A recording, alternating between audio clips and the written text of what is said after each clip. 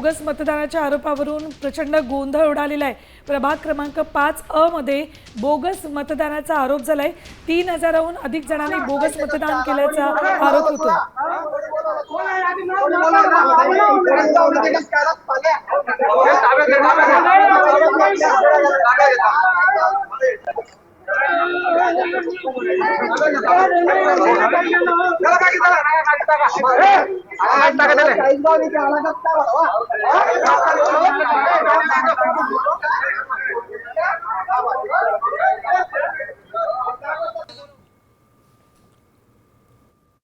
या ठिकाणी राज्य निवडणूक आयोगाने स्पष्ट निर्देश दिलेले असताना सुद्धा काही उमेदवार दबावतंत्राचा आपल्या पदाचा दुरुपयोग करून या ठिकाणी बोगस मतदान होण्यासाठी प्रयत्न करत होते।